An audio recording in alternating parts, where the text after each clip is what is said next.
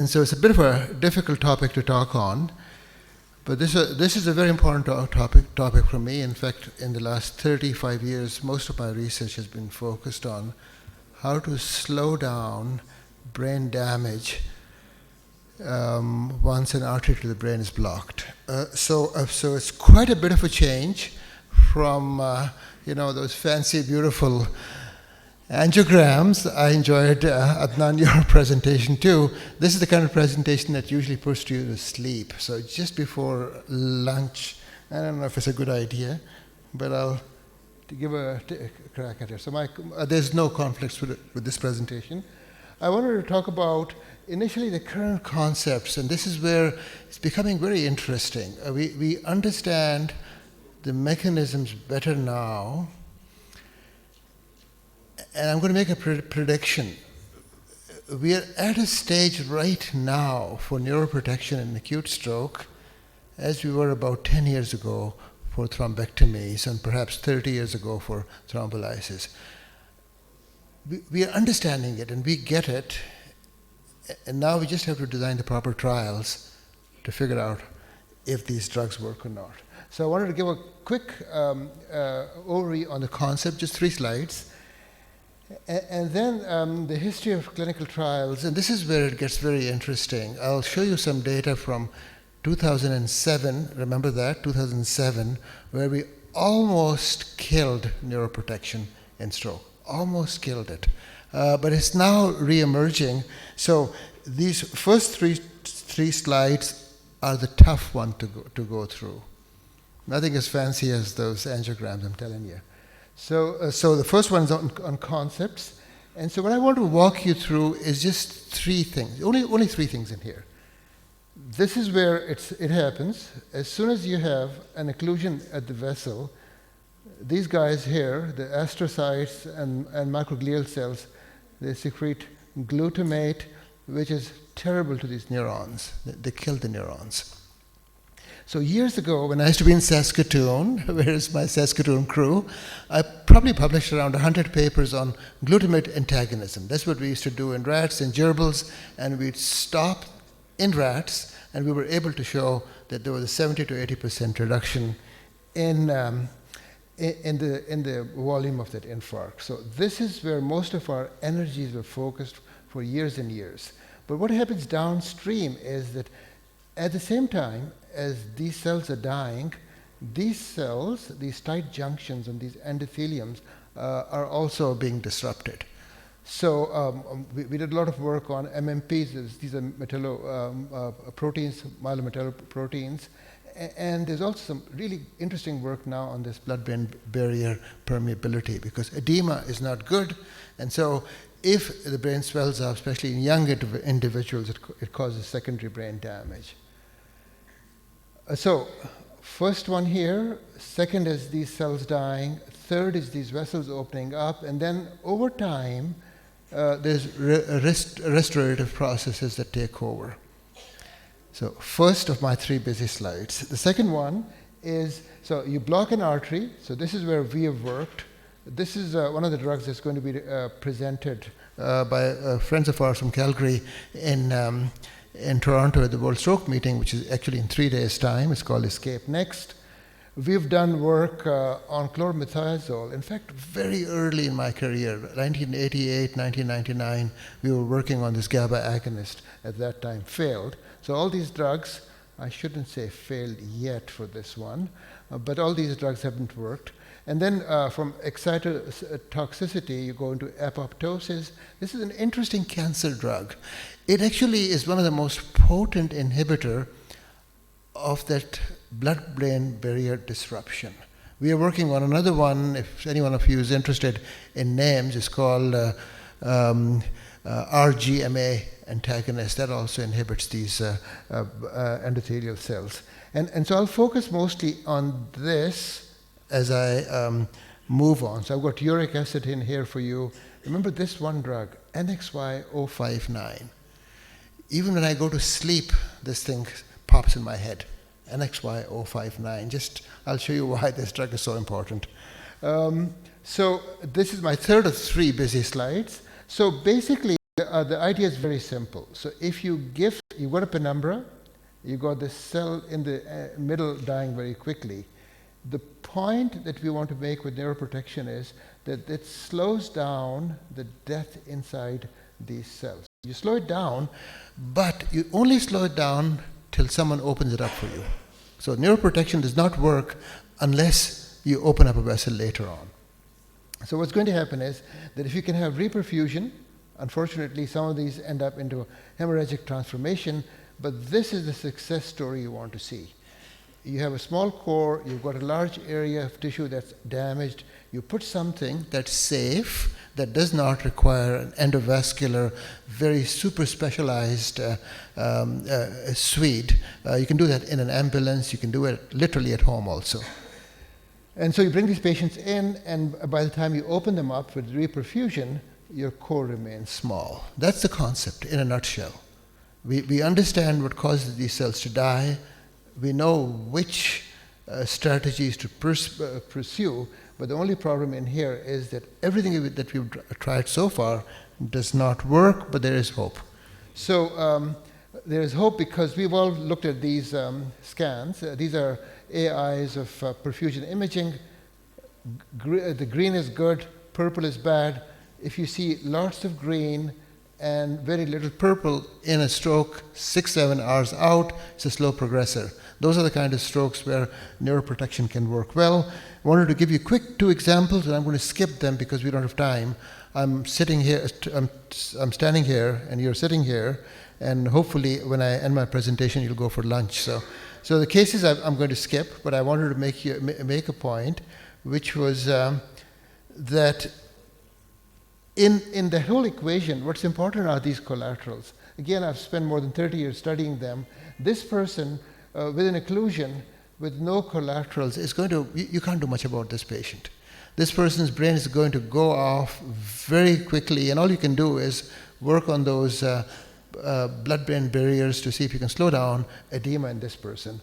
On the other hand, if you've got excellent collaterals, you can wait 24 hours and also open up that vessel, and it'll seem to work well.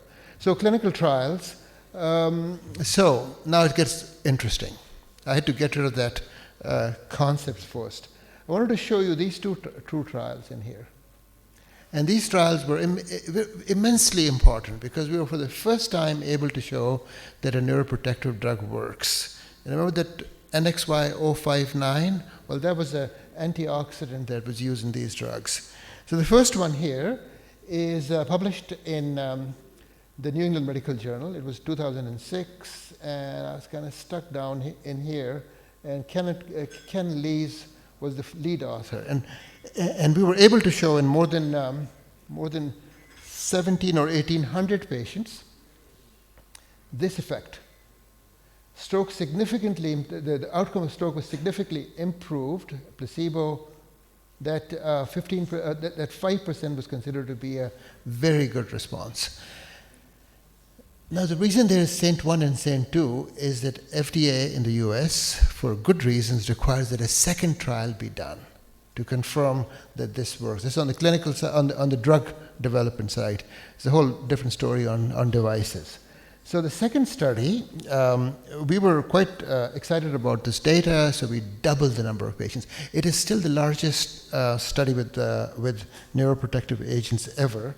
And so I wanted to show you this is the number of patients, 3,300, and that's where I was now.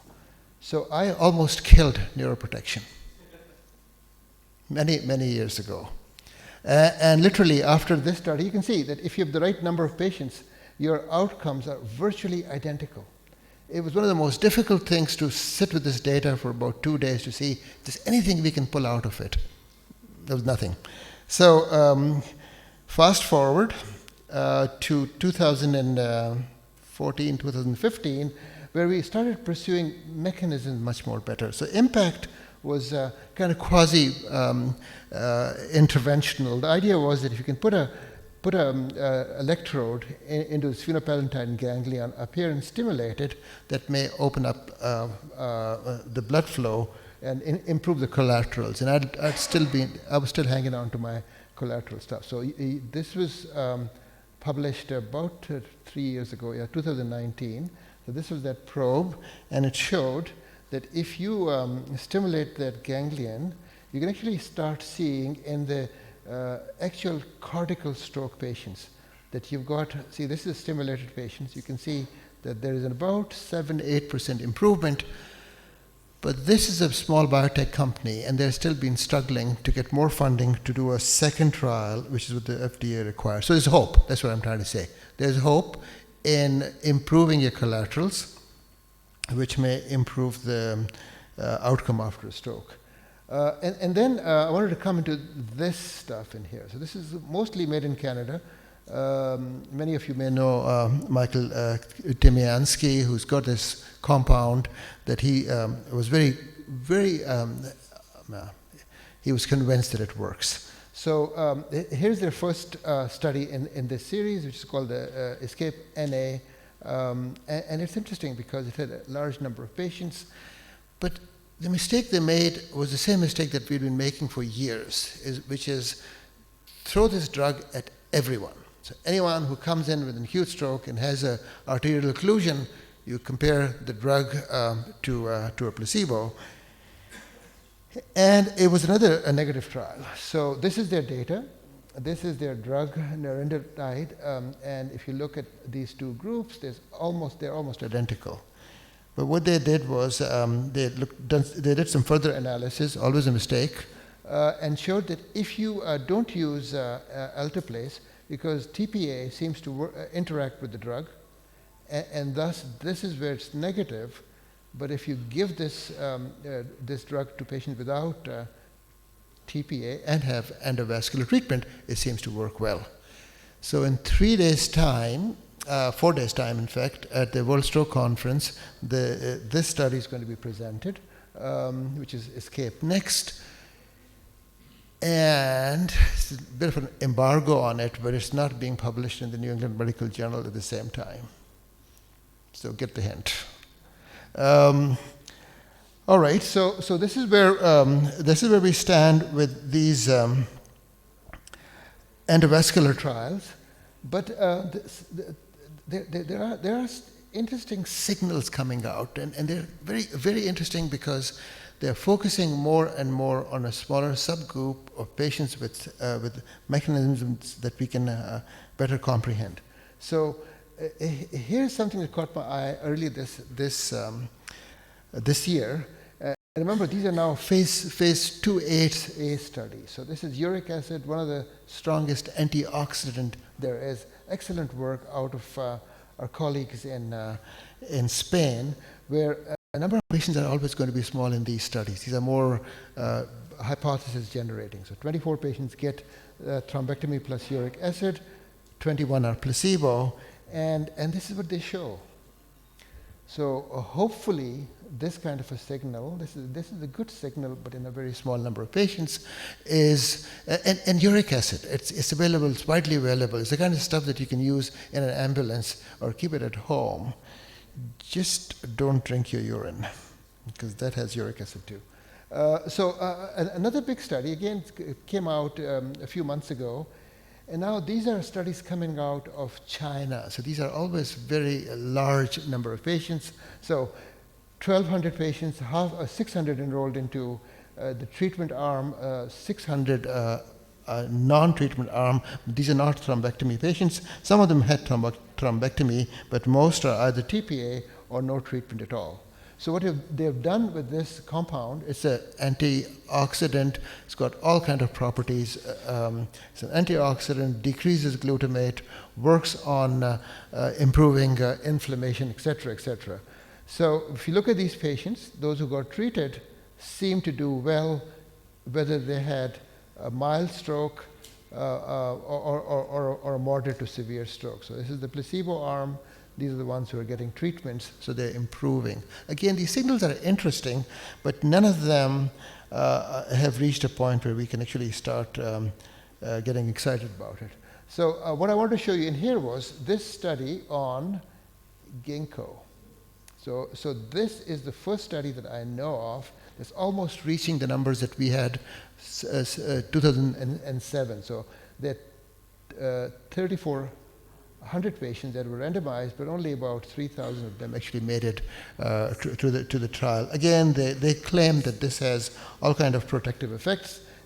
Part of the reason I want to show this to you is that because some of them seep into multiple countries where they'd like to show that these drugs work. But a single trial, be very careful. So they're showing that there's about a 6% improvement in 90-day outcome in these patients. I got the bell there, so let me start talking about wrapping it up right now.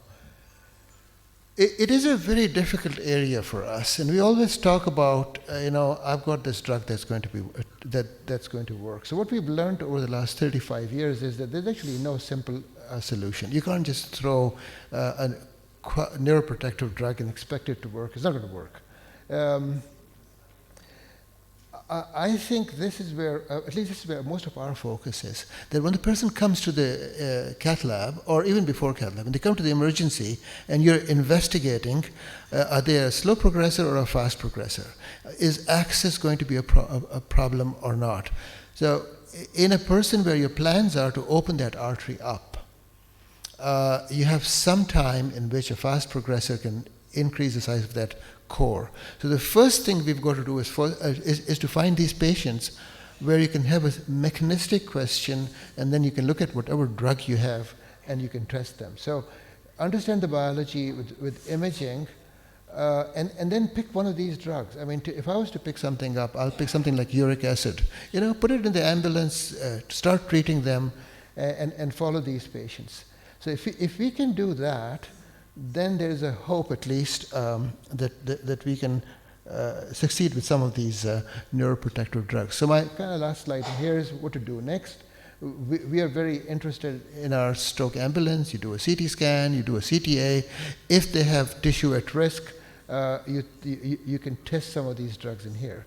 Also, in the angio suite, if your patient is not going to get there soon enough, especially if they're coming from a distance, you may consider using a neuroprotective in these patients. What about failed recanalization with a small core, or these patients where you know that they're going to swell up and that edema is going to be detrimental? So some work going on in here. Part of the work we are doing with RGMA antagonist. For those of you who want to know what that means, it's a restrictive guidance molecule, but it just improves the blood-brain barrier. So it's a tough topic, and there is at least some hope from these newer studies that there may be some signal, but most of these have to be repeated. So what are my conclusions? This current approach that we have with NMX, etc., is not going to work. Our most important critical thing is going to be proper patient selection. And if we can select these patients either early enough or with a safe drug, then we can target them. And I've already given you the examples, either very early treatment or where you think you may need extra amount of time to open up that vessel. So that's where I think I'm going to stop right now, and if there's any questions, I can talk to you about it.